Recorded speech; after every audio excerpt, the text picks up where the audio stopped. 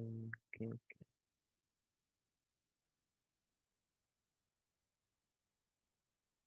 अस्सलाम वालेकुम। आज का लेक्चर हमारा मजीद पाइटॉर्च के ऊपर ही होने वाले हैं और इसको एक्सटेंसिवली हम देख रहे होंगे ना पाइटॉर्च को इस वीक में, क्योंकि पाइटॉर्च ही है वो चीज़ जो आपको डीप लर्निंग असल में इम्प्लीमेंट करने में ना काम आएगा। कल हमने डायग्राम समझी थी कि पाइटॉर्च का स्ट्रक्चर क्या होता है, आज हम फर्दर इसको लेके चलेंगे। उससे पहले मैं रिवाइज कर देता हूँ पाइटॉर्च होता क्या है। पाइटॉर्च डीप लर्निंग की लाइब्रेरी है जिसकी मदद से हम डीप लर्निंग के न्यूरल नेटवर्क्स बना सकते हैं।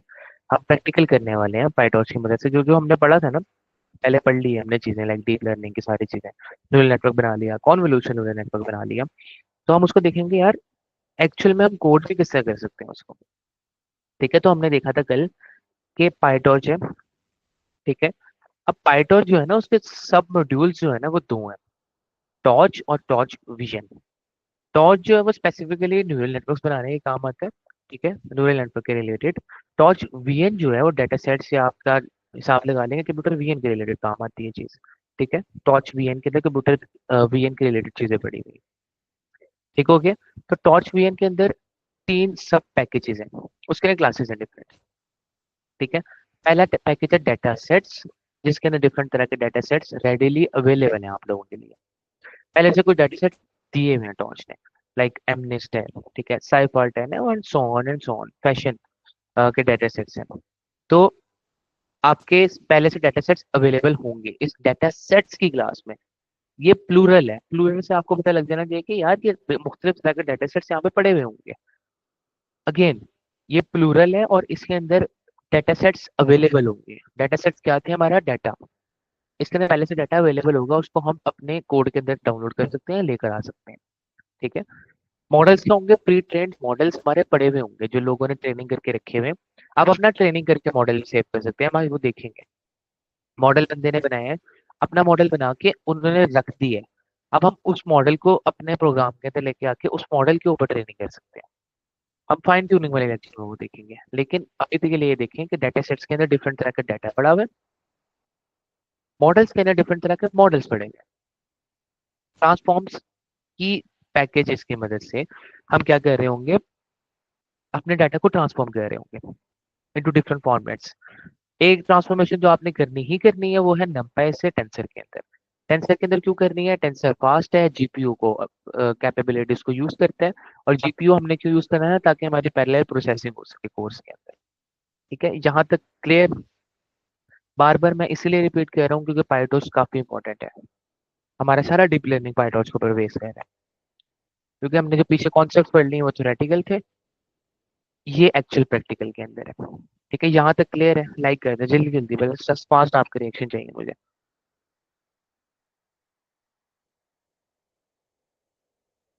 ठीक है, अब टॉर्च जो है ना, टॉर्च के अंदर फर्दर चार तीन मॉड्यूल्स अवेलेबल है। ठीक है, जिस साइज में फर्दर तीन थे, टॉर्च में भी फर्दर तीन है। एनएन, ऑप्टिम और क्यूटिल dot data. NN specifically neural network से ताल्लुक रखते हैं। ठीक है, ऑप्टिम के अंदर ऑप्टिमाइजर पड़े हुए डिफरेंट तरह के। ऑप्टिमाइजर्स किस काम आते थे? वेट्स को अपडेट करने में, वेट्स को ऑप्टिमाइज करने में। ऑप्टिमाइज क्या होता है? कि बेहतर बनाना। वेट्स को ऑप्टिमाइज करने में ऑप्टिमाइजर्स काम आते थे। हमने ग्रेडियंट डिसेंट देखा है, हम एडम भी देखेंगे आगे। ठीक है, डिफरेंट तरह के ग्रेडियंट ऑप्टिमाइजर्स हो सकते हैं। ऑप्टिमाइजर्स हमें खुद इंप्लीमेंट करने की जरूरत नहीं है, इसके अंदर सारे पड़े हुए हैं ऑप्टिम के अंदर। हम बस एक लाइन ऑफ कोड लिखेंगे, ऑप्टिमाइजर को अपने कोड के अंदर ले आएंगे, दैट्स इट। ठीक है, एनएन स्पेसिफिकली न्यूरल नेटवर्क्स के रिलेटेड होगा। एनएन से पता लग रहा है न्यूरल नेटवर्क। ठीक है, ऑप्टिम में ऑप्टिमाइजर पड़े होंगे। यूटिल्स डॉट डाटा, यूटिलिटी है ये पैकेज डाटा के लिए। अब सारा डाटा का जो काम हो रहा होगा ना वो इसमें हो रहा होगा। डाटा के अंदर क्या क्या चीजें होती है? डाटा क्या, दो चीज होती है डाटा के अंदर, ये चीज याद रखिएगा। डाटा लोड कर सकते हैं और डाटा को एक्सेस बना सकते हैं, ऑब्वियसली। क्योंकि हमारे पास अगर 1 लाख इमेजेस का डाटा है या 1 लाख रोज का डाटा है, तो हम न्यूरल नेटवर्क को 1 लाख का 1 लाख नहीं पकड़ा सकते। ठीक है, मैंने कल भी एग्जांपल ली थी कि अगर ये फातिमा है, मैंने इनसे कहता हूँ कि यार 100 पेपर चेक करने हैं आपने, तो मैं 100 इनको पकड़ा दूंगा तो ये ओवरवेल्म हो जाएगी। मैं क्या करूंगा? पहले 10 पकड़ाऊंगा, चेक करेंगी, फिर नेक्स्ट 10 पकड़ाऊंगा, फिर चेक करेंगे, फिर नेक्स्ट 10 पकड़ाऊंगा, इस तरह ऐसा करके फिर मैं सारे पेपर्स को चेक करवा रहा हूँ।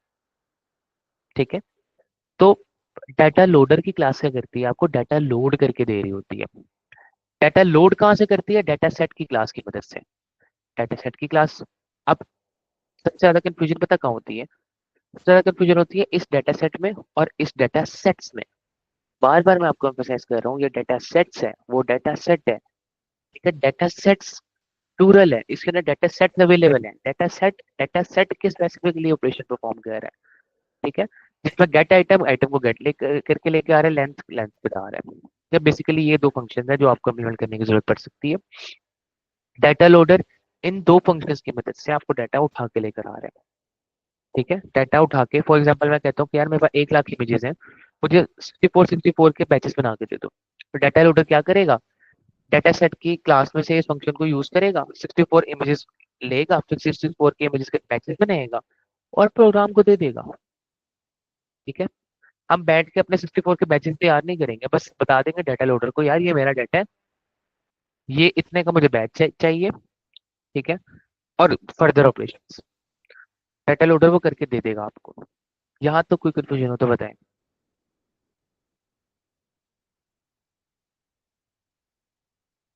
ठीक हो गया, आगे फर्दर मूव करते हैं न्यूरल नेटवर्क को। ठीक है, न्यूरल नेटवर्क के अंदर दो चीजें देखी थी हमने, लेयर्स होती हैं, ठीक है, और ऑपरेशंस परफॉर्म हो रहे होते हैं। इनपुट लेयर थी, हिडन लेयर्स और आउटपुट लेयर थी। इनपुट लेयर कहाँ से आनी है? यूजर ने देना है हमें। ठीक है, न्यूरल नेटवर्क को तो इनपुट लेयर बाहर से आनी है ना, तो उससे हमारा कोई ताल्लुक है ही नहीं। तो बाहर से आनी है, उसको बस हम यूज करेंगे। जाहिर है ना, मैं इनपुट इनपुट लेयर तो न्यूरल नेटवर्क को दी जाएगी ना, उस पर तो कोई कंप्यूटेशन नहीं करनी है उसने, उसको तो बस मिल रही है एक चीज, इनपुट है। ठीक है, हिडन लेयर का क्या काम होता है? असल तो हिडन और आउटपुट लेयर के ऊपर ही काम कर रहे होंगे ना हम न्यूरल नेटवर्क के अंदर। इनपुट तो बस हम रिसीव कर रहे हैं। ठीक है, हिडन लेयर्स के मैंने बताया था दो फंक्शन होते हैं, एक जी कंप्यूट करना, एक उसके ऊपर एक्टिवेशन लगाना। That's it. ठीक है, जी कंप्यूट करने के लिए हमारे पास ये लेयर्स है, हिडन लेयर बनाते हैं, और ये हिडन लेयर्स बनाने का काम आता है। और डीप डाइव ये बैकएंड के ऊपर आपका जी कंप्यूट करके दे देती है जब इसको कॉल करोगे आप। ठीक है, ये n dot linear, n dot convolutional, n dot pool, pool बस एक सिंपल लेयर होती है। खैर, हमने पढ़ा था कॉन्वोल्यूशन न्यूरल नेटवर्क के अंदर। एन डॉट मॉड्यूल वो क्लास है जिसके अंदर सारा न्यूरल नेटवर्क की इम्प्लीमेंटेशन पड़ी हुई है। जब भी हम अपनी जाती न्यूरल नेटवर्क की क्लास बनाएंगे तो एन डॉट मॉड्यूल को उससे इनहेरिट, एन डॉट मॉड्यूल से इनहेरिट करेंगे। इनहेरिटेंस हमने पढ़ी हुई है। इनहेरिटेंस क्या होती है? मेरे पास पेरेंट क्लास है, उसकी सारी कैपेबिलिटीज मेरे पास आ गई है, अब मैं उसमें फर्दर कैपेबिलिटीज ऐड कर सकता हूँ। ठीक है, अब एक्टिवेशन फंक्शन किस मॉड्यूल में पढ़े होंगे? फंक्शनल के अंदर सारे एक्टिवेशन पढ़े होंगे, ReLU, softmax, sigmoid, tanh, so on and so on. ठीक है, हायरार्की समझ आ गई आप लोगों को? ये हायरार्की समझ आ गई तो आपको इंपोर्ट करना, फॉर एग्जाम्पल आपके जहन में है यार मुझे डाटा को लोड करना है, मैं कौन सी क्लास से करूंगा? ठीक है, टॉर्च की यूटिस डॉट डाटा के अंदर डाटा लोडर से। ठीक है, तो आपको ये चीजें पता होनी चाहिए। ये हायरार्की आपको समझ आ गई ना, तो आपके के लिए इजी होगा काम करना। कोई कंफ्यूजन हो तो बताएं, कोई कंफ्यूजन हो तो बताएं।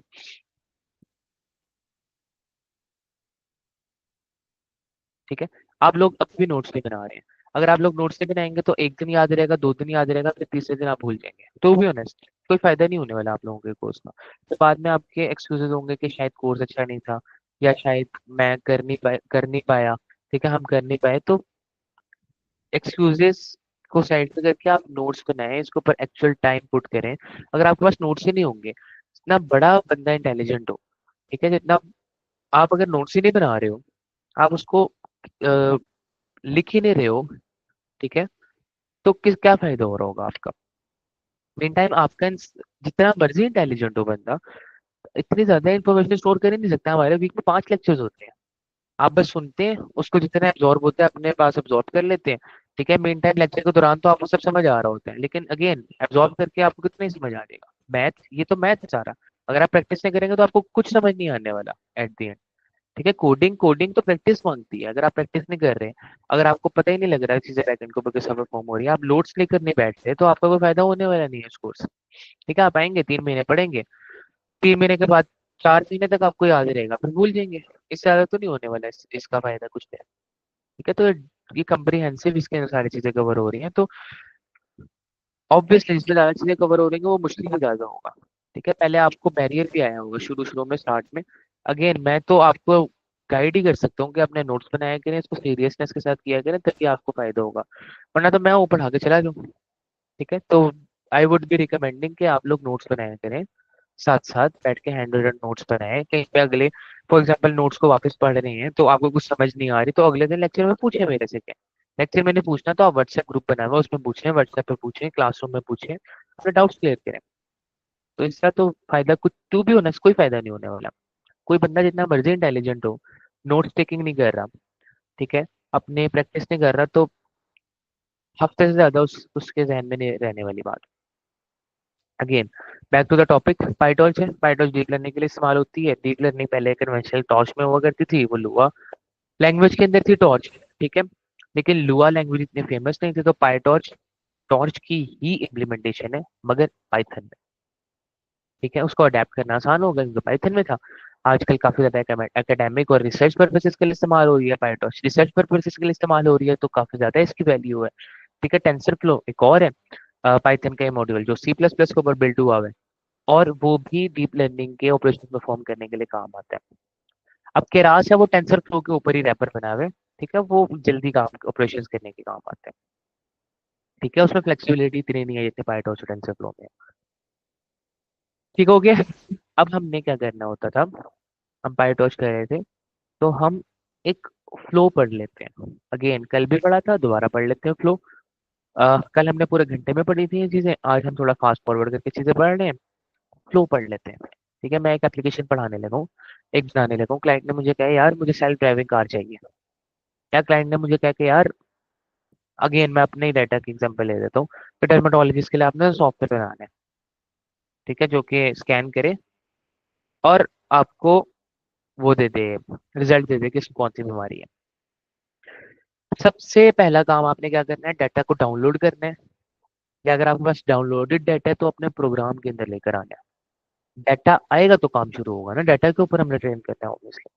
ठीक है, पहला काम क्या करना है, अपने डाटा को उठाकर अपने प्रोग्राम के अंदर लेकर आना है, किसी तरफ डाउनलोड कर रहे हैं, किसी वेब स्क्रैपिंग के जरिए लेकर आ रहे हैं, डाटा को ले आए अपने प्रोग्राम।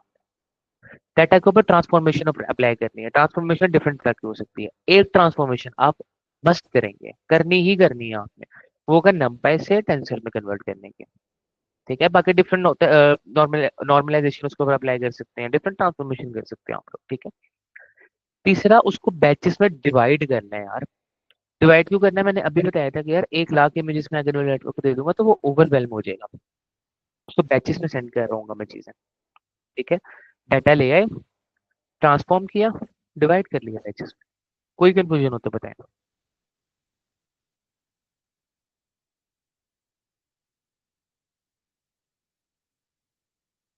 ठीक है, दूसरा काम क्या होगा, आपने न्यूरल नेटवर्क बनाना है, किसका बनाना है, ठीक है, दूसरा काम न्यूरल नेटवर्क बनाना है। तीसरा काम आपने लॉस बताना है कि आप किस बेस के ऊपर लॉस कंप्यूट करेंगे। ठीक है, सुगैना आप बताएं, कल भी मैंने पूछा था कि अगर मैं रिग्रेशन कर रहा हूँ तो मेरा कौन सा लॉस फंक्शन यूज होगा।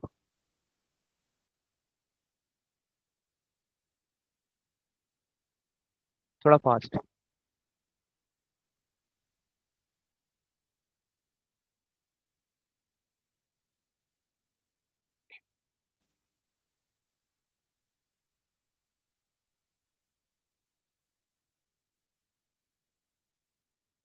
थोड़ा फास्ट है, हमजा आप बताएं। ठीक है, ये मीन स्क्वायर एरर, ठीक है, एक्टिवेशन नहीं है, mean square error. At the end अगर आप लोग रिवाइज नहीं करेंगे तो कोर्स का कोई फायदा नहीं होने वाला। मैं पहले दिन से कह रहा हूँ कि अगर आपके कॉन्सेप्ट क्लियर नहीं हो रहे होंगे साथ साथ, ठीक है, लेक्चर खाली सुनने से कुछ नहीं होने वाला, टू बी ऑनेस्ट कुछ नहीं होने वाला। ठीक है, ये स्टोरी टेलिंग का लेक्चर नहीं है कि भाई मैंने स्टोरी सुनाई आगे, वो जो बचपन में दादी नानी कुछ स्टोरियां सुनाया करती थी तो हमें अभी तक याद है, ये वो चीज नहीं है। अगर आपने इसके ऊपर बस सुन के चले जा रहे हो तो कोई फायदा नहीं होने वाला कोर्स का, पहले दिन से आपको बता रहा हूँ। ठीक है, न्यूरल नेटवर्क बनाना है, उसके बाद हमने स्पेसिफाई करना है कि कौन सा लॉस फंक्शन हमने करना है। डिफरेंट तरह से लॉस कंप्यूट होते हैं। ठीक है, रिग्रेशन में अलग लॉस कंप्यूट होते हैं, अब क्लासिफिकेशन प्रॉब्लम में अलग तरीके से लॉस कंप्यूट होते हैं। ठीक है, तो हमने बताना है बेसिकली कि यार किस बेस के ऊपर आपका लॉस कंप्यूट हो रहा है। ठीक हो गया? बताने के बाद आपने बताना है कि ऑप्टिमाइजर कौन सा यूज करना है भाई साहब। एडम यूज करना है, ग्रेडियंट डिसेंट यूज करना है, क्योंकि लॉस एक बार कंप्यूट हो गया तो उसको हमने ऑप्टिमाइज ही करना है ना। लॉस कंप्यूट करने के बाद क्या होता था काम, कि अगर लॉस ज्यादा है तो उसको ऑप्टिमाइज करो बैठ के। ठीक है। लॉस अभी हमने सिर्फ डिफाइन किया कि मैंने ये लॉस यूज करना है, ये ऑप्टिमाइजर यूज करना है, उसको बताया है बस। अभी तक हमने अपने प्रोग्राम में लिखा है कि मैं ये लॉस यूज करने वाला हूँ, ये ऑप्टिमाइजर यूज करने वाला हूँ। तीसरा, पांचवा काम क्या होगा कि अपनी डेटा सेट की क्लास बनानी है। ठीक है, या डेटा सेट की क्लास अगर पहले से बनी हुई है, डेटा सेट की क्लास पहले से बनी हुई होगी, दोबारा जाके देखते हैं, दोबारा जाके देखते हैं एक चीज। अगर आप डेटा सेट्स उठा रहे हैं ना, मैंने अभी बताया कि आप अपना डाटा किसी भी सोर्स से उठा सकते हैं। आप टॉर्च वीएन के डाटा सेट से भी अपना डाटा उठा सकते हो। ठीक है। आप वेब स्क्रैपिंग करके भी उठा सकते हो, आप कैगल से भी उठा सकते हो, आप हगिंग फेस से भी उठा सकते हो। आप अपना डाटा खुद भी तैयार कर सकते हो। अगर आप डाटा सेट्स वाली क्लास से डाटा सेट उठा रहे हो ना, टॉर्च वीएन की डाटा सेट्स वाली क्लास से डाटा सेट उठा रहे हो ना, तो आपको ये वाली क्लास इम्प्लीमेंट करने की जरूरत ही नहीं है, क्योंकि लाइब्रेरी ने आपको पहले से इम्प्लीमेंट करके दी हुई है। लेकिन अगर आप अपना डाटा यूज कर रहे हो, तो लाइब्रेरी को क्या पता कि आपका डाटा क्या है? लाइब्रेरी को तो नहीं पता ना कि आपका डाटा क्या है। तो फॉर दैट पर्पस आपको डाटा सेट की क्लास इम्प्लीमेंट करनी पड़ेगी अपनी खुद। तो इस सेट के ऊपर इस स्टेप के ऊपर हम क्या करेंगे, अपने डाटा सेट की क्लास डिफाइन करेंगे। और अगर पहले से ही डिफाइंड है, तो फिर हम डायरेक्ट डाटा लोडर की तरफ मूव ऑन करेंगे। ठीक है, डाटा लोडर को यूज करेंगे ताकि हमें बैचेस मिल जाए। बैचेस क्यों बनाने हैं, अगेन मैं बता रहा हूँ कि हमने 1 लाख का डाटा, तो 1 लाख का 1 लाख न्यूरल नेटवर्क को नहीं भेजेंगे, छोटे छोटे चंक्स बना के भेजेंगे। ठीक है। उसके बाद एक लूप लिखना है आपने। लूप क्या करेगा, यार मेरे पास 1 लाख का डाटा था ना, पहले एक चंक पकड़ा उसने, लूप चलाया उसके ऊपर, ऑपरेशन परफॉर्म किया, वही ऑपरेशन परफॉर्म किया, फॉरवर्ड पास, लॉस कंप्यूट, बैकवर्ड पास, वेट्स अपडेट। ठीक है। फिर अगला चंक चंक पकड़ा, फिर दूसरा चंक पकड़ा, फिर तीसरा चंक पकड़ा, तो वो क्या कर रहा है, लूप में काम कर रहा है वो। जाहिर है 64 का अगर मैं चंक बना रहा हूँ या 128 का भी बना रहा हूँ, और मैं 1 लाख डाटा, तो डिफरेंट चंक्स बनेंगे ना। तो मैं किस तरह उसको ऊपर ये सारा कुछ परफॉर्म करूंगा, अगेन लूप के जरिए करूंगा। ठीक है। अब मैंने क्या करना होता है कि मैंने डेटा सेट बना दिया, अब मैंने क्या करना है, अपना लूप के अंदर ना, लूप के अंदर आ गया, तो मैंने अपने पैकेट को ना पास करना न्यूरल नेटवर्क को एज एन इनपुट। बैच पकड़ा, डाटा लोडर से बैच उठाया, जाहिर है मैंने न्यूरल नेटवर्क को देख के प्रेडिक्शन करनी है ना, ऑब्वियस सी बात है। बैचेस उठाए, पहला बैच उठाया, न्यूरल नेटवर्क को दिया। न्यूरल नेटवर्क का काम क्या होता है, फॉरवर्ड पास करके लॉस कैलकुलेट करना। ठीक है। बैकवर्ड पास करना और वेट्स अपडेट करना। बस यही काम करते रहना आपने, जब तक आपका सारा डेटा सेट के ऊपर ये ऑपरेशन परफॉर्म ना होते। कोई कंफ्यूजन हो तो बताएं।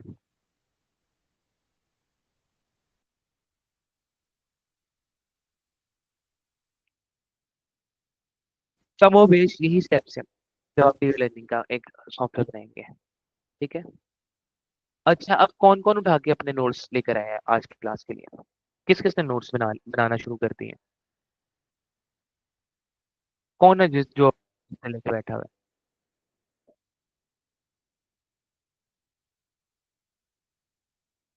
ठीक है, गुड गुड। बार बार एम्फेसाइज पाइटॉर्च पे पता क्यों कर रहा हूँ, क्योंकि आपने मशीन लर्निंग भी इतनी नहीं करनी है जितनी डीप लर्निंग करनी है।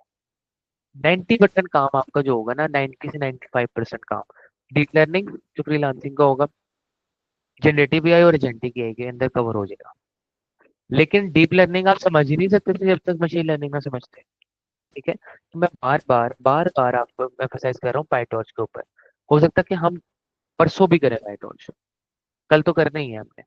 तो पाइटॉर्च को मैं बार बार एम्फेसाइज सिर्फ इसलिए कर रहा हूँ, सिर्फ इसलिए कर रहा हूँ कि अगर आपको पाइटॉर्च आ गई, तो आपको रियल लाइफ के एप्लीकेशंस बनाना आ जाएंगे डीप लर्निंग के अंदर। तो जो हमने इतने हफ्ते मेहनत की है मशीन लर्निंग और डीप लर्निंग के ऊपर, उसका निचोड़ है पाइटॉर्च। पाइटॉर्च की मदद से इम्प्लीमेंट कर रहे होंगे, और वो बेहतर तरीके से वही बंदा इम्प्लीमेंट कर सकता है पाइटॉर्च को जिसको पीछे कॉन्सेप्ट क्लियर है। अब उसके पास रिग्रेशन प्रॉब्लम आई है, उसको पता ही नहीं है कौन सा मीन एरर लगना है, तो वो क्या अच्छा परफॉर्म करेगा, उसको पता तो लग गया पाइटॉर्च, पाइटॉर्च का कॉन्टेक्ट सिंटैक्स भी आ गया उसके पास। मल्टीपल वो कहते हैं रिग्रेशन आई है। ठीक है, मल्टीपल इनपुट्स के लिए। तो उसको पता ही नहीं है एरर कौन सा कंप्यूट करना है, उसको पता ही नहीं ऑप्टिमाइजर कौन सा लगाना है।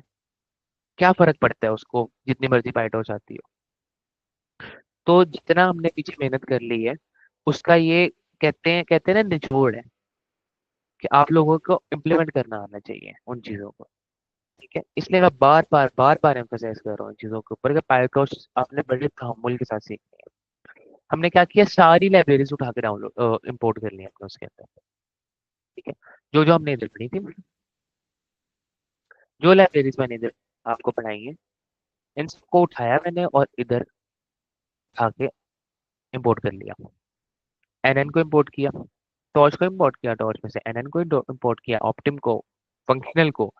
ठीक है, यूटिल डॉट डाटा के अंदर से ये दोनों उठा लिए, टॉर्च विजन से ये दोनों उठा लिए।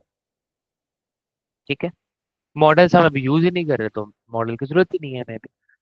ठीक है, कोई कंफ्यूजन हो तो मुझे बता दें अभी। क्लियर यहाँ तक? अब तक मैंने सिर्फ सारी लाइब्रेरीज इंपोर्ट की हैं अपने प्रोग्राम में। ठीक हो गया। अब मैं क्या कर रहा हूँ, इंपोर्ट कर रहा हूँ डाटा सेट को। अगर मुझे डाटा सेट्स की क्लास में से कुछ इंपोर्ट करना है ना, कुछ डाउनलोड करना है, तो वो ये इस तरह करूंगा। अगर मैं कैगल से कुछ डाउनलोड कर रहा होता तो मैं जैसा पहले हमने कन्वेंशनल मेथड पढ़ा था उस तरह के तरीके से डाउनलोड करता। अगर मैंने अपने ड्राइव के साथ कुछ लेना होता तो मैं ड्राइव के तरीके से लेता। ठीक है, तो मैं क्या कर रहा हूँ, ट्रेन अब इसके अंदर हमने देखा था ये पहले चीज। ठीक है, मशीन लर्निंग में भी पढ़ी थी, डीप लर्निंग में भी पढ़ी थी। मेरे पास डाटा सेट आता है ना, तो उसको मैं स्प्लिट करता हूँ ट्रेनिंग के अंदर और टेस्टिंग के अंदर। ट्रेनिंग के अंदर स्प्लिट करके मैं ट्रेन करता हूँ उसको, फिर जो ट्रेन हो चुका होता है उसको टेस्ट करने के लिए मैं टेस्टिंग डाटा का इस्तेमाल करता हूँ। ठीक हो गया, टेस्टिंग डाटा के जरिए से मैं टेस्टिंग कर रहा होता हूँ। तो जितने भी डाटा सेट्स अवेलेबल होंगे ना डाटा सेट्स की क्लास में, अगेन वसीला आप बताएं डाटा सेट्स की क्लास किधर पड़ी हुई थी?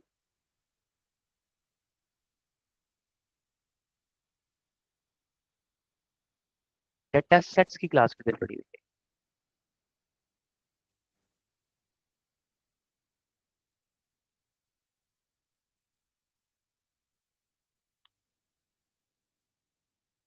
थोड़ा स्पीड बस। डाटा सेट्स की, डाटा सेट्स के अंदर क्या चीजें हैं?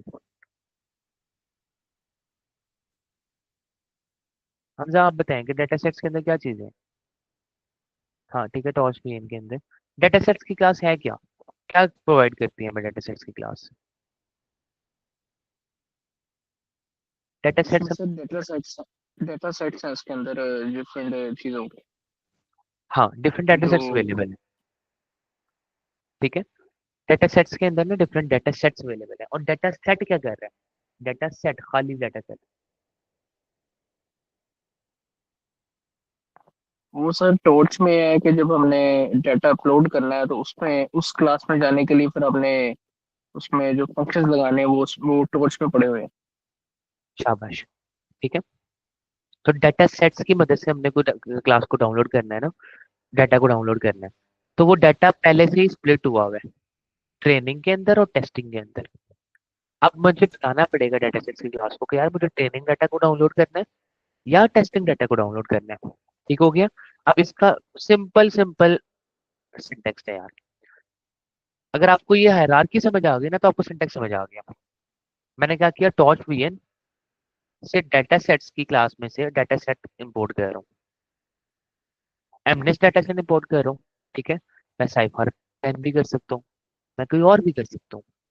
ठीक हो गया। अगेन इसके अंदर पैरामीटर्स पास कर देने हैं आपने। पैरामीटर, पहला पैरामीटर का होगा कि आपने डाउनलोड तो कर रहे हो यार, डाउनलोड करना किधर है? ठीक है, डाउनलोड तो आप कर रहे हो, तो आपने डाउनलोड करना किस जगह के ऊपर है वो? ठीक हो गया। तो मैं बता दूंगा कि यार मैं स्लैश डाटा इस पाथ के ऊपर जाके मेरा रख दो ये data set. Train is equal to false का मतलब क्या है कि यार ये टेस्टिंग डाटा है। Train is equal to true का मतलब क्या है कि यार ये ट्रेनिंग डाटा है। ठीक हो गया। ट्रांसफॉर्म के अंदर क्या कर रहे हैं, हम ट्रांसफॉर्मेशन अप्लाई कर रहे हैं। अगर मुझे सिंगल ट्रांसफॉर्मेशन अप्लाई करनी होगी तो मैं ट्रांसफॉर्म्स की क्लास में से उस ट्रांसफॉर्मेशन को अप्लाई कर दूंगा। ठीक है, ट्रांसफॉर्म्स की क्लास किस में पड़ी हुई थी, टॉर्च वीएन में पड़ी हुई थी। अब मैं ट्रांसफॉर्म्स, क्योंकि अभी मैं डॉट वीएन से कहीं से ही काम कर रहा हूँ, ऊपर मैंने देखा dot VN dot data set की है, तो उसको पता है कि डॉट वीएन की क्लास के अंदर है, पैरामीटर के अंदर, ठीक है। तो मैं ट्रांसफॉर्म्स के अंदर से कंपोज को कॉल कर रहा हूँ। कंपोज क्या करते हैं, मल्टीपल ट्रांसफॉर्मेशन अप्लाई करने के मतलब आप कंपोज की मदद से मल्टीपल ट्रांसफॉर्मेशन अप्लाई कर सकते हो। मल्टीपल ट्रांसफॉर्मेशन से क्या मुराद है कि यार मैं डाटा को, एक तो ट्रांसफॉर्मेशन मुझे करनी ही करनी है कि नंपाई से टेंसर में कन्वर्ट करना है, दूसरी मैं डाटा को नॉर्मलाइज भी कर सकता हूँ।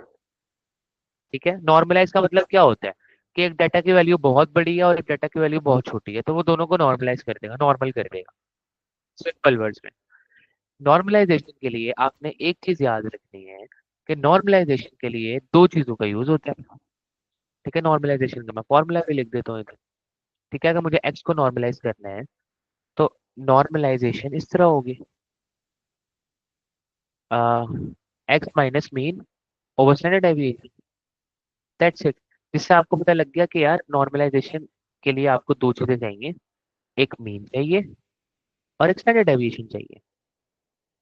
ठीक हो गया, ये इसका फॉर्मूला है, x is equal to x minus mean over standard deviation, normalize कर दिया मैंने एक्स को। ठीक हो गया।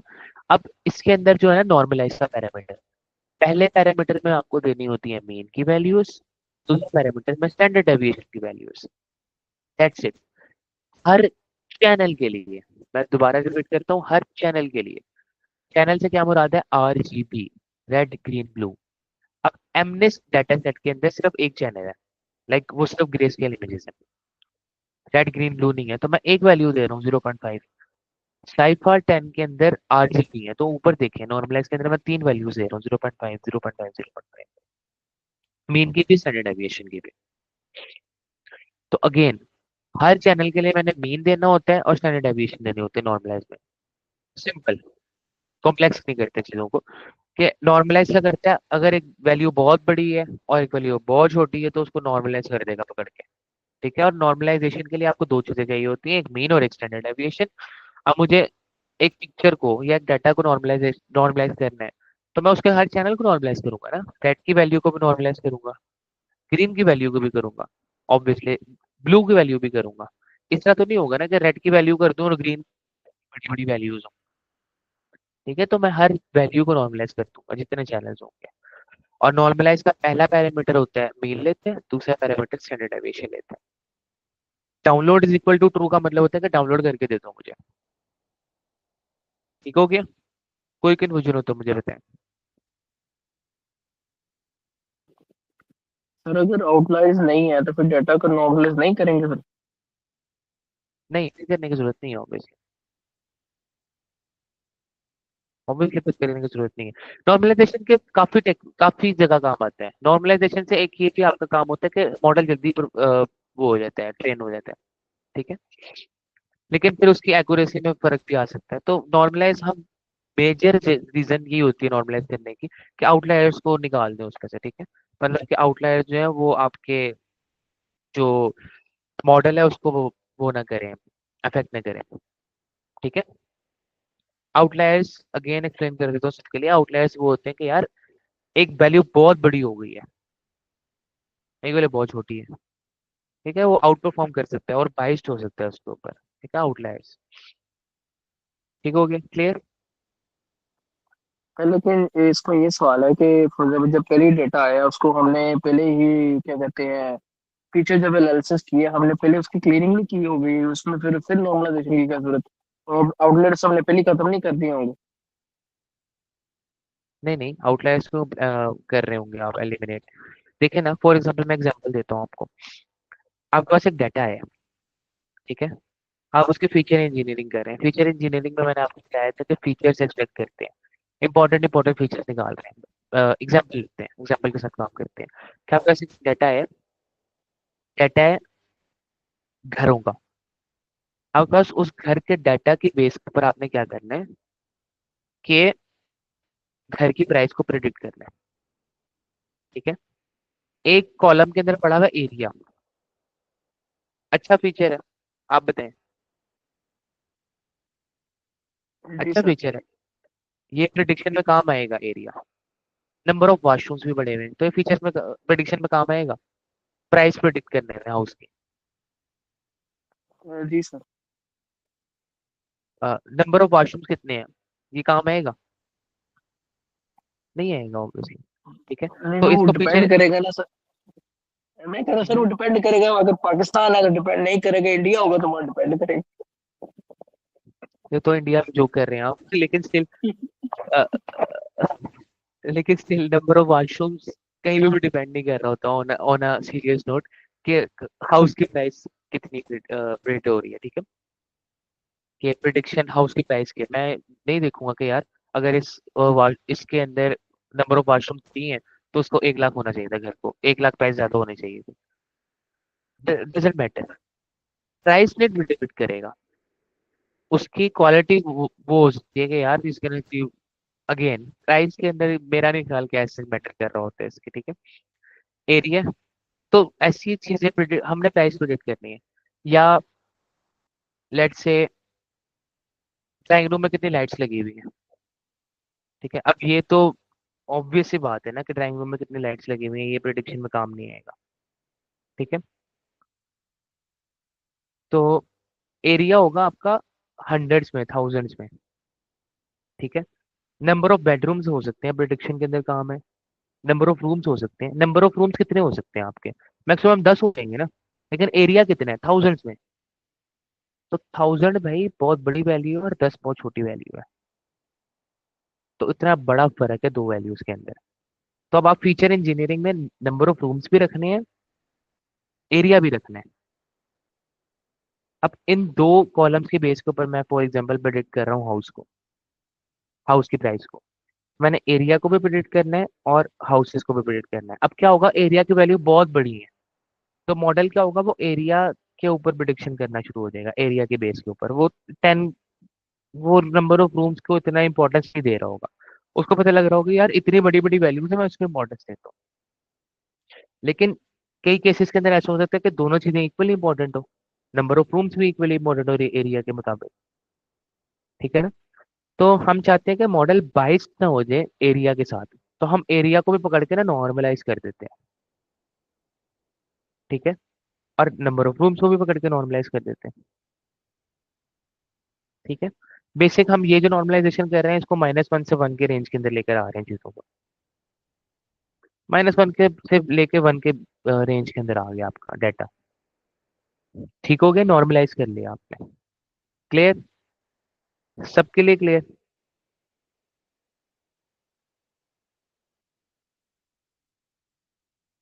ठीक हो गया, आगे मूव करते हैं। बैचेस को लोड करने का काम कर लेते हैं। अब मेरे पास डाटा आ गया। ठीक है, अब मुझे डाटा लोडर तैयार करना है। अभी तक हमने लोड नहीं किया बैचेस को, मैंने वो तैयार किया है जिसको मुझे लोड करके देना है, लोडर तैयार किया है। ट्रेन लोडर भी तैयार करेंगे हम, टेस्ट लोडर भी तैयार करेंगे, ऑब्वियस सी बात है। ट्रेन लोडर ट्रेनिंग डाटा को लोड कर रहा होगा, टेस्ट लोडर टेस्टिंग डाटा को लोड कर रहा होगा। ठीक है, बैच साइज मैंने बताना है, बैच साइज मैं जितना मर्जी बता सकता हूँ, 128 बता सकता हूँ, 64 बता सकता हूँ अगेन। अब मैं ट्रेन लोडर तैयार कर रहा हूँ, मैं ट्रेन लोडर को मैं क्या कहूंगा, अगेन अगर आपको हायरार्की पता हो तो आपको समझ आ रही होगी। Torch dot utils dot data में से हमने डाटा लोडर को कॉल किया, उसमें पहला पैरामीटर हमने दिया डाटा सेट। डाटा सेट क्या, जाहिर है मैं डाटा दूंगा तभी तो वो उसमें से बैचेस बना के देगा ना। पहले मैं उसको डाटा दे रहा हूँ, दूसरा मैं कह रहा हूँ बैच साइज, कि मुझे डाटा का बैच साइज इतने का बना के देना है आपने। 64 है तो 64 का बना के देगा। Shuffle is equal to true, वो क्या करेगा, सबसे पहले पूरे डाटा है ना उसको शफल कर देगा आपस में, फिर आपको 64 बैचेस बना के दे देगा। ठीक है, नंबर ऑफ वर्कर्स 2 का मतलब ये होता है कि हमने कल भी ये चीज पढ़ी थी कि यार नंबर ऑफ वर्कर्स 2 का मतलब ये है कि जब भी डाटा हार्ड डिस्क से रीड होता है ना, या डाटा दोबारा तैयार हो रहा होता है तो टाइम लगता है कुछ। तो वो क्या कह रहे हैं कि यार दो बैचेस ना रेडीली तैयार करके रखो, एक बैचेस मुझे दे दो और एक बैच, दो नंबर ऑफ वर्कर्स होने चाहिए, दो बैच एट ए टाइम तैयार होने चाहिए ताकि मुझे वेट ना करना पड़े। ठीक है, दो बैच एट ए टाइम तैयार करके रखो ताकि मुझे अगले बैच के लिए वेट ना करना पड़े। ऐसा ना हो कि मैं कॉल करूं फिर बैच बनना तैयार स्टार्ट हो। ठीक है, तो एट अ टाइम मुझे दो बैचेस तैयार करके रखो रेडीली अवेलेबल। यहाँ तक कोई कंफ्यूजन हो तो बताएं। सर बैच साइज कैसे डिसाइड करते हैं, या वो रैंडम ही होते हैं? डिपेंड्स ऑन द आपका डाटा सेट। बहुत बड़ा डाटा सेट है तो आप 128 भी रख सकते हैं, ठीक है, कन्वेंशन 64 की भी होती है। Batch size depends on your data set again. अगर मेरे पास 100 ही डाटा सेट है, shuffle is equal to true means कि आपका पूरा डाटा आपस में शफल कर देंगे। आपको मैं कहता हूँ यार आपने ना, आपको 100 पेपर चेक करने हैं, ठीक है, तो 100 तो पेपर अगर मैं आपको दूंगा तो आप ओवरवेलम हो जाओगे, तो मैं क्या करूंगा, मैं 10-10 के बैचेस बना के आपको दूंगा। तो मैं 10-10 के बैचेस बनाने से पहले ना सारे पेपर्स को शफल कर दूंगा, आपस में मिक्स कर दूंगा, फिर उसमें से 10-10 बैचेस बना के दूंगा, ठीक है। और बैच साइज कितना रखना है डिपेंड्स ऑन द डाटा। आप काम कर करके खुद ही अंदाजा हो जाएगा कि मैं इस टाइम 64 रखूँ या 128 रखूँ। कन्वेंशन 64 है, 64 सबसे ज्यादा यूज हो रहा होता है, 128 भी होता है, आगे भी यूज हो रहे होते हैं, ठीक है।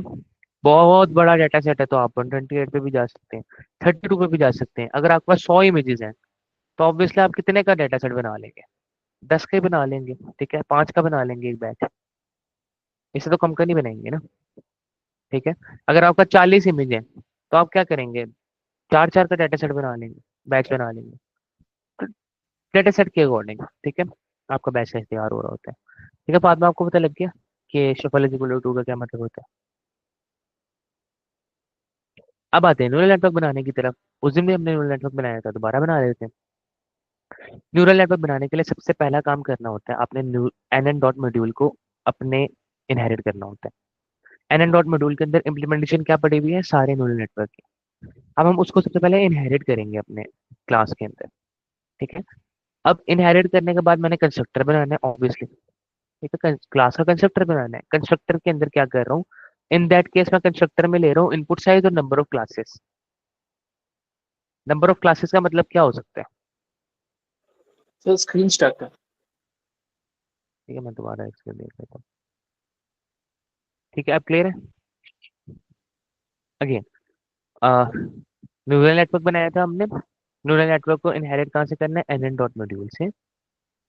कंस्ट्रक्टर कॉल किया, अभी तक यही किया, ठीक है। कंस्ट्रक्टर में मैं ले रहा हूँ इस टाइम, आप कंस्ट्रक्टर में कुछ भी ले सकते हो, आपका अपना कंस्ट्रक्टर है। मैं इनपुट साइज ले रहा हूँ, नंबर ऑफ चैनल्स ले रहा हूँ या क्लासेस ले रहा हूँ। नंबर ऑफ क्लासेस क्या डिफाइन कर रहा है, राइब आप बताएं, नंबर ऑफ क्लासेस क्या डिफाइन कर रहा है।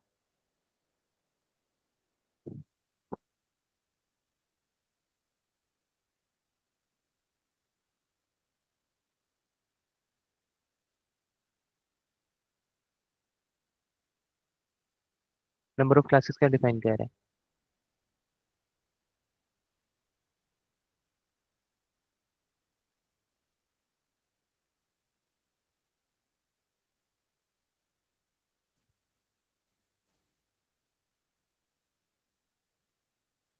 Number of classes.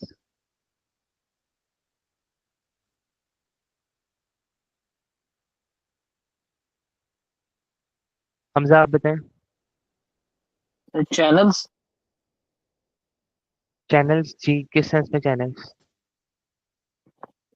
सर वो जो ऊपर हमने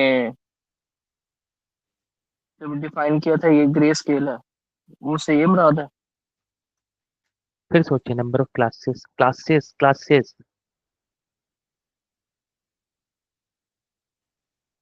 क्लासेस,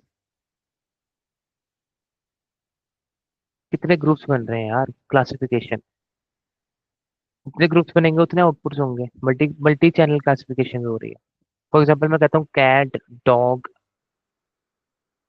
पेंगुइन, इसमें से मुझे प्रेडिक्ट करके दो, तो तीन क्लासेस है ना मेरी, कैट की क्लास है, पेंगुइन की क्लास है, डॉग की क्लास है। नंबर ऑफ क्लासेस आपको बताएंगे कि आउटपुट के ऊपर कितने आउट न्यूरॉन्स होंगे। इनपुट साइज बताएगा इनपुट के ऊपर कितने न्यूरॉन्स होंगे आपके, ठीक है। तो हमने दो लेयर्स बना ली, अभी तक हमने सिंपल न्यूरल नेटवर्क बनाया है ये, बिल्कुल simple neural network. Simple neural network से क्या मुराद है, अभी हम इसको ही देख लेते हैं कि हमने सिंपल न्यूरल नेटवर्क किस सेंस में बनाया है। सिंपल न्यूरल नेटवर्क यहाँ पे मैंने बनाया है बिल्कुल सिंपल किस्म का। एक सेकेंड, आपको बना के दिखा देता हूँ।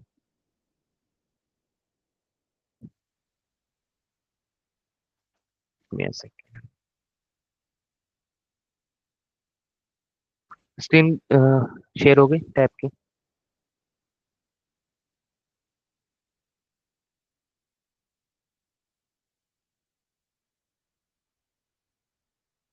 ठीक हो गया। अब ना मैं आपको ना सिंपल किस्म का ना ये अभी जो हमने देखा ना input size, let's say input size आया है, लेट्स से इनपुट साइज आया है 4।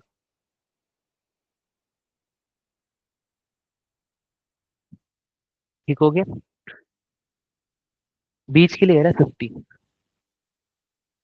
2, 3 अप टू 50। ठीक हो गया। और आउटपुट साइज हमारा क्या, number of classes, number of classes let's say हमारे पास 4 ही है।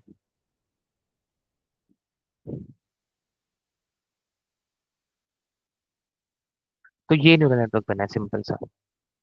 पहला इनपुट साइज है, इनपुट साइज जा रहा है अगले 50 लेयर्स को।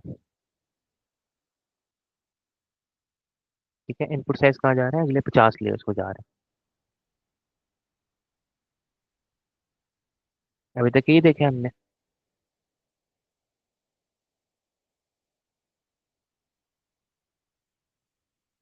और ये 50 लेयर एज एन इनपुट जा रही है आउटपुट को।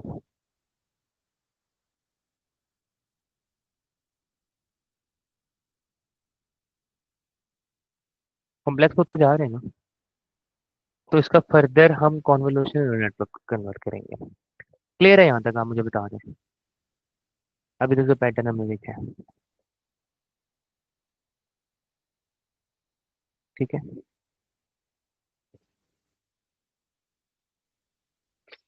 ठीक हो गया। कहने का मकसद ये था कि हमने अपनी लेयर डिफाइन करनी होती है। ठीक है, लेयर से क्या मुराद है कि हमने कंस्ट्रक्टर के अंदर एक लेयर डिफाइन की है। कंस्ट्रक्टर के अंदर लेयर्स बतानी होती है हमने न्यूरल नेटवर्क्स की, कितनी बनानी है। इन दिस केस एक इनपुट लेयर है, बीच में एक हिडन लेयर है और एक आउटपुट लेयर है, दैट्स इट। इनपुट लेयर, एक लेयर के अंदर दो पैरामीटर्स होते हैं, इनपुट और उसका आउटपुट। इनपुट, मैं इनपुट साइज दे रहा हूँ, मैं कह रहा हूँ मुझे हिडन लेयर चाहिए 50 की। अगेन ये हिडन लेयर के ऊपर 50 आने चाहिए, 100 आने चाहिए, 200 आने चाहिए, कितने आने चाहिए हम फर्दर देखेंगे। टेंशन नहीं लेनी है आपने, कॉम्प्लेक्स ना करें अभी चीजों को, साथ साथ हम देखेंगे इनको कि हिडन लेयर पे कितने आने चाहिए, कब कितने आने चाहिए। ठीक है, तो ये हम देख रहे होंगे चीजें। अब मैंने क्या किया, इनपुट लिया, हिडन लेयर 50 दिया, अब मुझे आउटपुट लेयर बनानी है। आउटपुट लेयर पे इनपुट किसका आ रहा होगा, वजीला आप बताएं। आउटपुट पे किसका आ रहा होगा,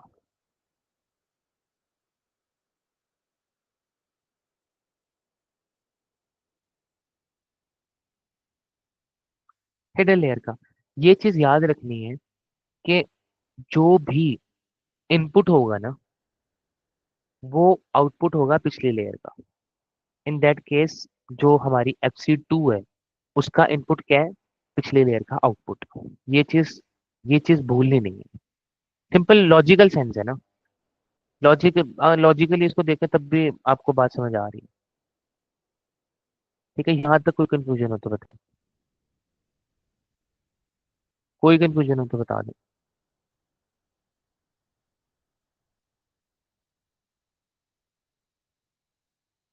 ठीक है, क्या करना है, एक लेयर है, उस लेयर का अगली उस लेयर से अगली लेयर का जो इनपुट होगा वो क्या होगा, उससे पिछली लेयर का आउटपुट।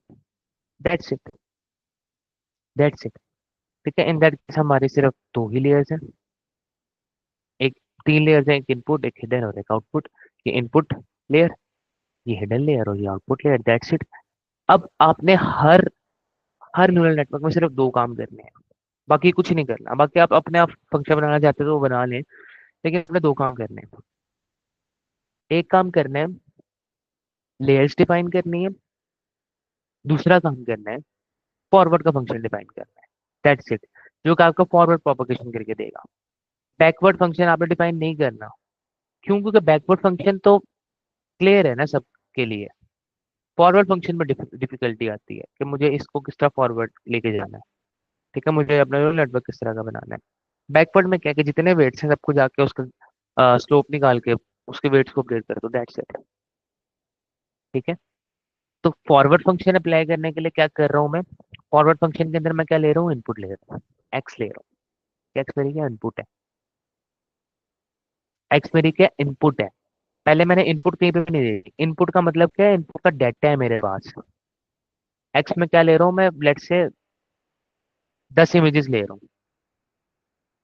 अगेन मैं बनाता हूँ यार, न्यूरल नेटवर्क बना रहा हूँ, अपना मॉडल का साइज बना रहा हूँ, जिसमें मैंने इनपुट साइज दिया 10, नंबर ऑफ क्लासेस दिए 4। ठीक है, अब मैं फॉरवर्ड का फंक्शन बनाने लगा हूँ। फॉरवर्ड फंक्शन बना ली है, तो मैं इसको इनपुट में क्या दे रहा हूँ? 10 इमेजेस। क्यों? क्योंकि इनपुट साइज 10 था। मैंने इसको 10 इमेजेस दे दी। 10 इमेजेस के पास आ गई। पहले पहले ये काम कर रहा है, इसको कॉल कर रहा है पहली लेयर को।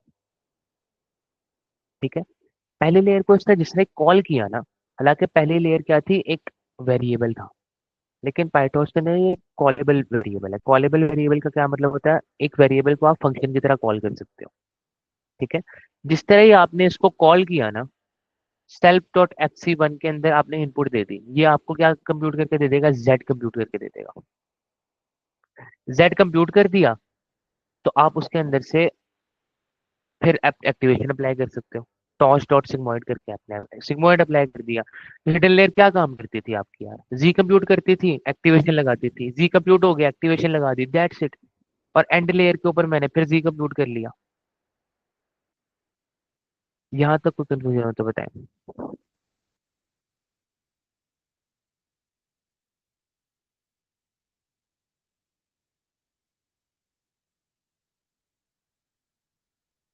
क्लियर है या दोबारा रिपीट करूँ?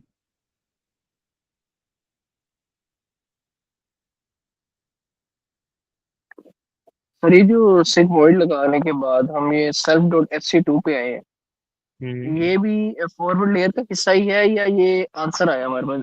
एक्स पे वो एग्जीस्ट स्कोर आ गया ना फॉरवर्ड है हमारे ना? पास। फॉरवर्ड है ना? ये देखिए ना, पहले मैंने एक्स के अंदर क्या पढ़ा हुआ था? एक्स के अंदर एक्स मैंने नया वेरिएबल बनाया, ठीक है। एक्स के अंदर मैंने क्या डाल दिया? जी डाल दिया। ठीक है, अब मैंने एक्टिवेशन लगाया एक्स का, और उसी के अंदर वापस डाल दिया। मैं एक्स को अपडेट करे जा रहा हूँ। यहाँ पे आप वाई ले लें अगर आप कंफ्यूज हो रहे हैं तो।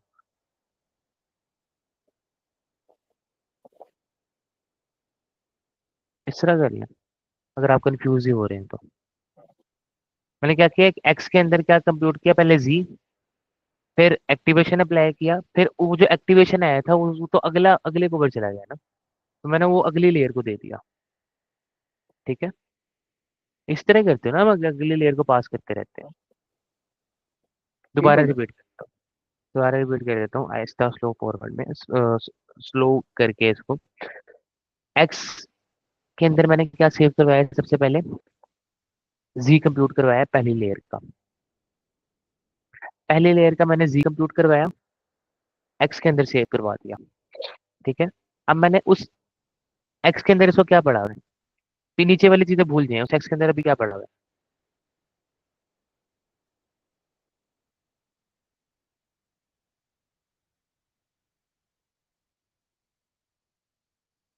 तो जी स्कोर है, जी है।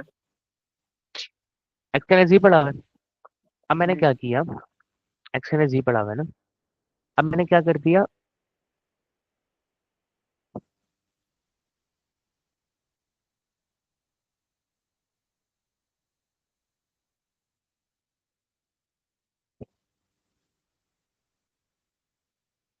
एक्स के ऊपर रिल्यू अप्लाई कर दिया।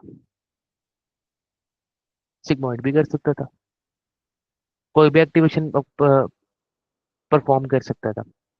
ठीक है, ये अब मेरे पास ये क्या चीज है? एक्टिवेशन अप्लाई हो गया एक्स के ऊपर। अभी तक मैंने कहीं सेव नहीं कराया, मैं इसको वापस एक्स में सेव करा देता हूँ। ठीक है, मैंने in this case sigmoid apply किया मैंने इसको। तो यहाँ यहाँ तक क्या चीज है? यहाँ तक बताएं क्या है? एक सेकेंड, यहाँ तक बताएं क्या है? पहले एक्स में पढ़ा हुआ था जी, अब मैंने क्या किया? एक्टिवेशन से लगाइए। हाँ, मैंने इसको कहीं सेव करवाया। नहीं सर। ठीक है, अब मैं इसको एक्स में ही सेव करवा रहा हूँ। अब एक्स में क्या पड़ा हुआ है?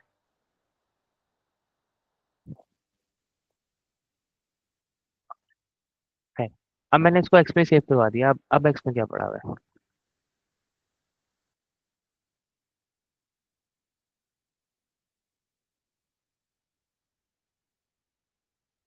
अब एक्स में इस टाइम पे क्या पड़ा हुआ है?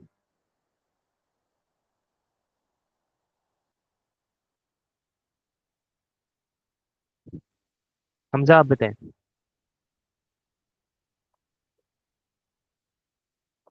आउटपुट आया जो वहां से एक्टिवेट होकर।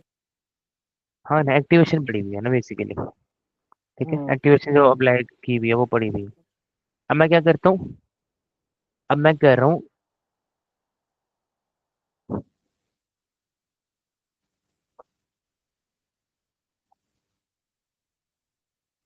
ये क्या कर रहे हैं,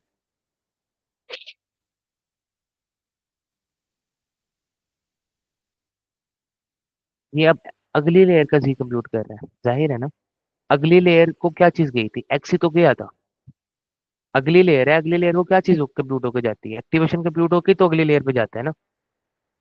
एक हिडन लेयर थी, ठीक है, उस हिडन लेयर ने क्या किया, जी कंप्यूट किया, एक्टिवेशन कंप्यूट किया, फिर उससे अगली लेयर को भेज दिया अपना आउटपुट। यही तो कर रहे हैं हम। हिडन लेयर क्या करती थी यार, यही करती थी ना कि हिडन लेयर के ऊपर दो काम हो रहे हैं, जी कंप्यूट हो रहा है, एक्टिवेशन लग रहा है, और वो अपना आउटपुट उससे अगली लेयर को भेज रही है।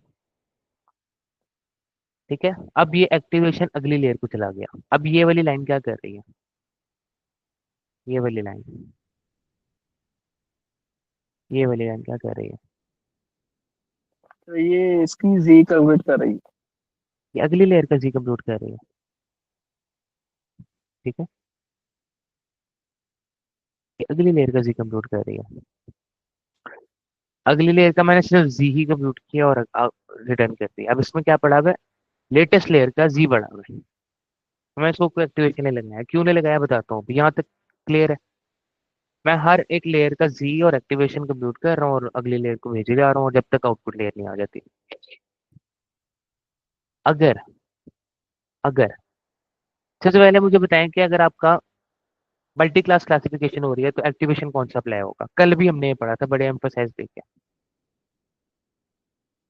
वसीला आप बताएं, ठीक है, मैं मल्टी क्लास क्लासिफिकेशन यूज कर रहा हूँ, तो मैं कौन सा एक्टिवेशन फंक्शन इस्तेमाल करूंगा मल्टी क्लास क्लासिफिकेशन में, कौन सा फंक्शन यूज करूंगा एक्टिवेशन?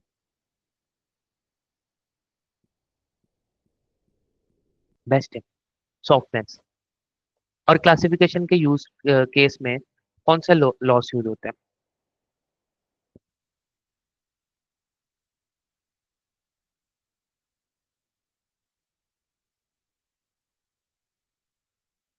क्लासिफिकेशन, रिग्रेशन में क्रॉस एंट्रोपी। जब भी जब भी हम लॉस क्रॉस एंट्रोपी देंगे ना, तो क्या क्या मतलब हो रहा है, क्लासिफिकेशन परफॉर्म हो रही है ना। तो जब क्लासिफिकेशन परफॉर्म हो रही है तो सॉफ्टनेस लग रहा है ना।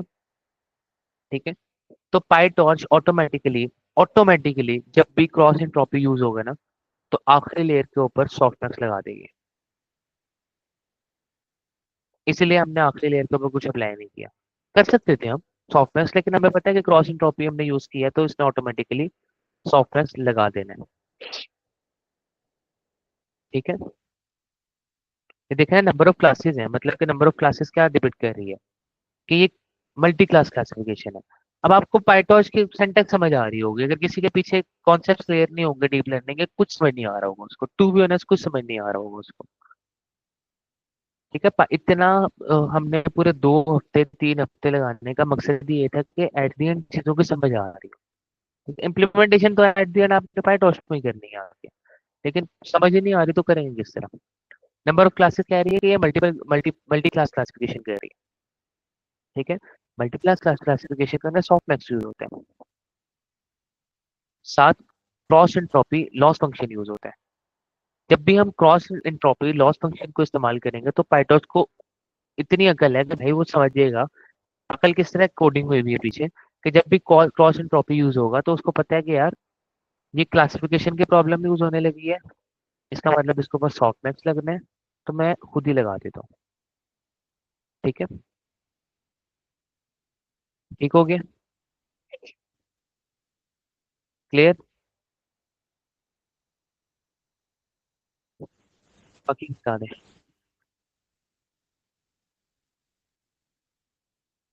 क्लियर है, रिपीट कर दूं?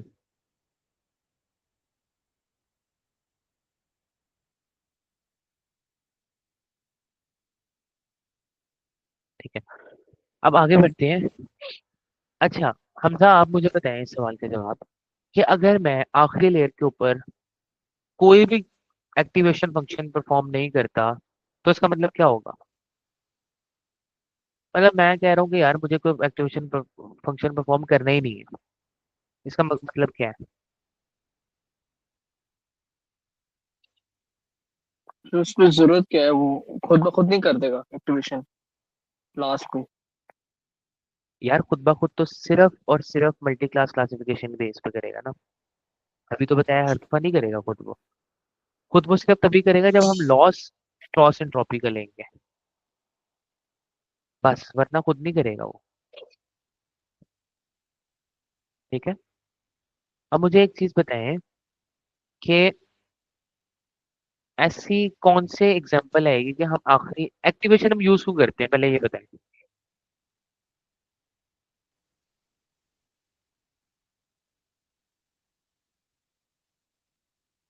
आउटपुट को 0 और 1 के दरमियान लाने के लिए। जरूरी नहीं है 0 और 1 के दरमियान, ट्रांसफॉर्म करने के लिए। टू ट्रांसफॉर्म 0 1 में तो सिर्फ सिग्मोइड लेकर आता है ना। ठीक है, बिल्कुल। ठीक है, नॉन लीनियरिटी ट्रांसफॉर्म। अब सिनेरियो ये होता है कि आप ट्रांसफॉर्म कर रहे हो एक्टिवेशन के अंदर। ट्रांसफॉर्म आप कर ही क्यों रहे हो, एक्टिवेशन क्यों अप्लाई कर रहे हो? अगर आपकी रिग्रेशन प्रॉब्लम होगी ना तो आप आखिरी लेयर के ऊपर कोई एक्टिवेशन अप्लाई नहीं करेंगे, जिसका मकसद ये होगा कि आपके पास एक प्रॉपर वैल्यू आएगी। 46 भी आ सकती है, 70 भी आ सकती है, 90 भी आ सकती है। इसका मतलब क्या है, रिग्रेशन प्रॉब्लम है। एक्टिवेशन करता क्या था, किसी बड़ी वैल्यू को उठा के ट्रांसफॉर्म करता था ताकि उसको क्लासेस के फॉर्म में आंसर दे सके। ठीक है, एक्टिवेशन का काम ही होता था ट्रांसफॉर्म करना डाटा को। अब इस केस के अंदर क्या सिनेरियो हो रहा है, ट्रांसफॉर्म करना ही क्यों है मुझे? रिग्रेशन के अंदर मुझे क्या नंबर आता था ना आउटपुट, कि मैं प्रेडिक्ट कर रहा हूँ हाउस की प्राइस 1 लाख भी हो सकती है। तो अगर मैंने आखिरी लेयर के ऊपर एक्टिवेशन लगा दिया तो वो 1 लाख को पकड़ के ट्रांसफॉर्म कर देगा। तो मुझे इस केस में तो ट्रांसफॉर्मेशन चाहिए ही नहीं थी। इस केस के अंदर तो मुझे 1 लाख चाहिए था, तो मैं आखिरी लेयर के ऊपर कोई एक्टिवेशन नहीं लगाऊंगा। क्लियर?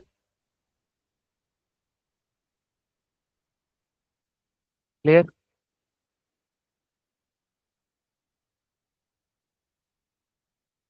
नहीं है तो मैं रिपीट कर देता हूँ। रिग्रेशन प्रॉब्लम्स कौन सी होती थी, जिसमें नंबर जाए आउटपुट। ठीक है, क्लासिफिकेशन प्रॉब्लम कौन सी होती थी, इसमें क्लास आउटपुट है। ठीक है, क्लास आउटपुट रिग्रेशन में नहीं, हाँ रिग्रेशन में नहीं लगेगा, बस आखिरी लेयर के ऊपर एक्टिवेशन। ठीक है, इसको लेकर रट्टा ना मारे, इसको समझें कि क्यों क्यों नहीं लगेगा। ठीक है, रिग्रेशन में एक नंबर आता था, क्लासिफिकेशन के अंदर क्लासेस होती थी। अगर आउटपुट आपका in the form of number है तो क्या मकसद होता था, रिग्रेशन। अगर in the form of classes है तो क्लासिफिकेशन। लेकिन न्यूरल नेटवर्क आपका आउटपुट कैट नहीं दे सकता।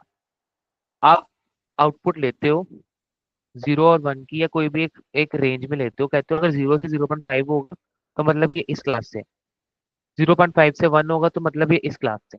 इससे करते थे ना हम प्रिडिक्ट। अगर 0.33 एक वैल्यू है, एक प्रिडिक्शन की 0.44 है, एक प्रिडिक्शन की 0.59 है, तो कौन सी प्रिडिक्शन विन करेगी? 0.59 वाली करेगी ना।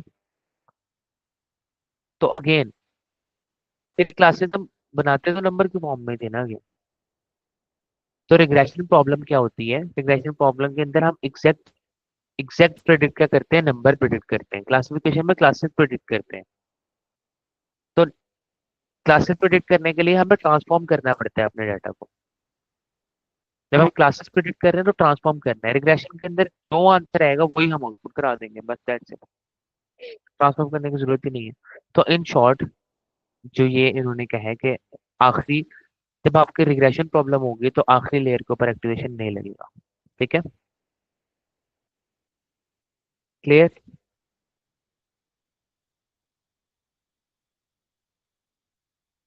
ठीक हो गया, न्यूरल नेटवर्क हमारा तैयार हो गया। यहाँ पे हम कल देखेंगे कि कॉन्वोल्यूशन नेटवर्क किस तरह बनाना है। लीनियर का मतलब होता है फुली कनेक्टेड न्यूरल नेटवर्क है, लीनियर लेयर बन रही है। ठीक हो गया। अब डिवाइस इनिशियलाइजेशन करनी है। ठीक है, डिवाइस इनिशियलाइजेशन का मतलब क्या होता है, हमने कल भी देखा था कि जीपीयूज के ऊपर हमें काम करना है, जीपीयू के ऊपर हमें काम करना है। ठीक है, कल भी हमने ये चीज देखी थी कि हमने जीपीयू के ऊपर काम करना है।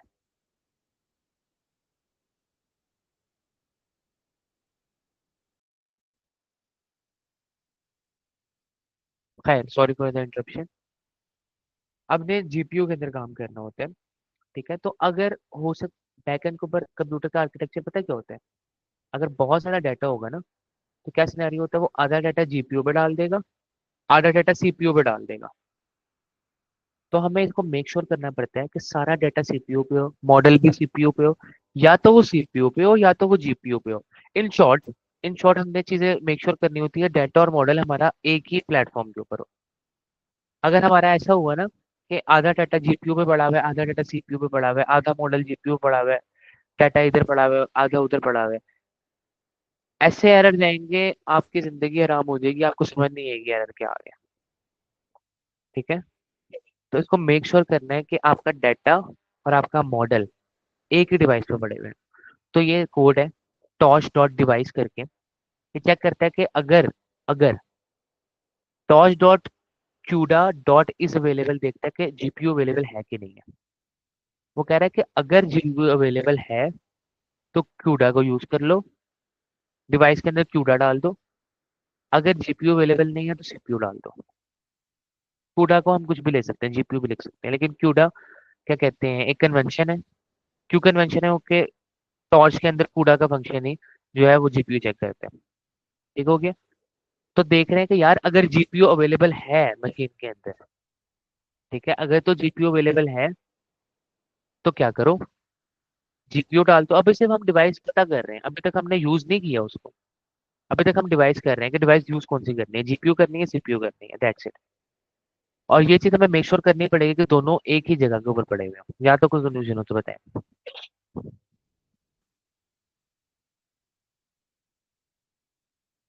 बाकी भी बता दें। ठीक है, अब वेरिएबल इनिशियलाइज करने लगे। इनपुट साइज बता रहा हूँ, हमेशा हर दफा अलग हो सकता है। नंबर ऑफ क्लासेस बता रहा हूँ, नंबर ऑफ ईपॉक्स बता रहा हूँ, वो बताता हूँ क्या होता है, अभी दोबारा भी बताता हूँ। पहले भी देखा था हमने learning rate. Again learning rate बता रहा हूँ, लर्निंग रेट हमने पढ़ा हुआ है। ठीक है, क्लियर यहाँ तक।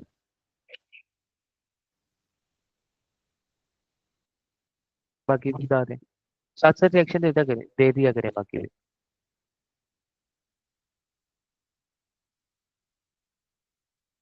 क्लियर, वेरिएबल्स को इनिशियलाइज किया।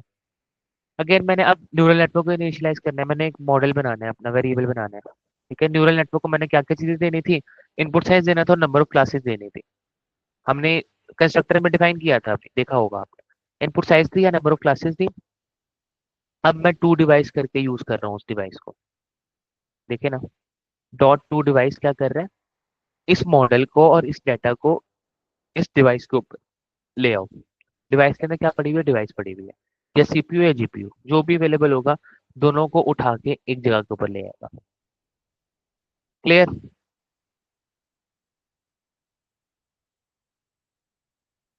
अब क्या कर रहे हैं, हम क्राइटेरियन डिफाइन कर रहे हैं कि लॉस फंक्शन कौन सा यूज करना है।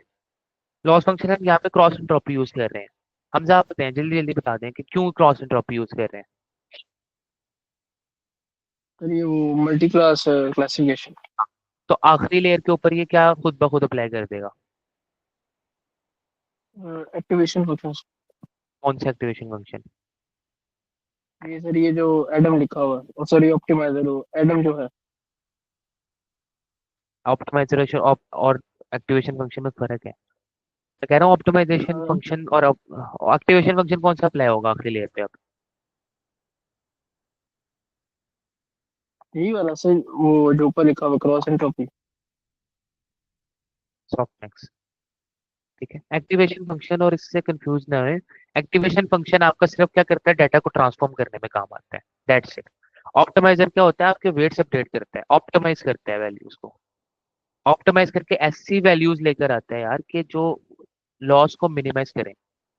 लॉस को मिनिमाइज करके हमारे पास बेस्ट प्रिडिक्शन आती है। ठीक है। ऑप्टिमाइजर कौन सा यूज करना है, हम एडर यूज कर सकते हैं या ग्रेडियंट डिसेंट यूज कर सकते हैं, जिसकी मदद से हमारा क्या होता है यार, पैरामीटर्स आपके अपडेट हो रहे होते हैं।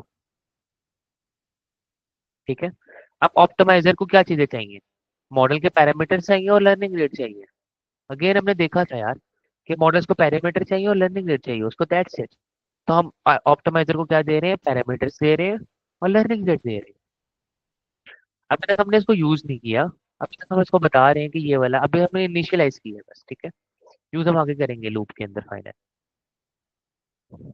यहाँ तक कोई कंफ्यूजन हो तो बताएं। इन्हें इनिशियलाइज कर लिया। अभी जो फाइनल लूप है ये हम कल पढ़ेंगे, फिर हम कन्वोल्यूशन यूनिट को पढ़ेंगे। मैं इसको बड़े सुकून से बढ़ाना चाह रहा हूँ पाइटॉर्च को, क्योंकि हमने भी 3 हफ्ते मेहनत की है। सारा निचोड़ है, अगर हमने इसको फोकस से नहीं किया तो सारे 3 महीने की मेहनत जाया हो जाएगी। तो आई वुड रिकमेंड कि कल हर बंदा पिछला सारा रिवाइज कर ले एक मरतबा मशीन लर्निंग से। ठीक है। एटलीस्ट मशीन लर्निंग के बाद से चीजें रिवाइज कर ले, लीनियर रिग्रेशन क्या होता है, क्लासिफिकेशन क्या होती है, नाइफ बेस, ये सारे ना थ्योरम्स, ये सारी चीजें, न्यूरल नेटवर्क, कॉन्वोल्यूशन एक दफा रिवाइज करके आ जाए अच्छी तरह। अगर आपके कॉन्सेप्ट रिवाइज नहीं होंगे तो कोई फायदा नहीं हो रहा होगा पाइटॉच पढ़ने का। ठीक हो गया। कल यहीं से कंटिन्यू करेंगे इंशाल्लाह। अब हम तीसरा लेक्चर कवर कर रहे हैं, कल चौथा होगा, पांचवा भी रहेगा। 5 लेक्चर के अंदर इसको कवर करेंगे हम सुकून से पाइटॉच को। स्टिल सुकून से हम इसको कवर करेंगे, इसका मतलब यही है कि ये इंपॉर्टेंट चीज है, फिर हम जनरेटिव एआई की तरफ मूव ऑन करेंगे। ठीक है। क्लियर है यहाँ तक चीजें? कोई क्वेश्चन नहीं है, क्वेश्चन है तो पूछ लें। ठीक हो गया। ठीक है, बाकी हम कन्वर्सेशन इंशाल्लाह कल इसकी कंटिन्यू करेंगे। और तब तक के लिए अल्लाह हाफिज।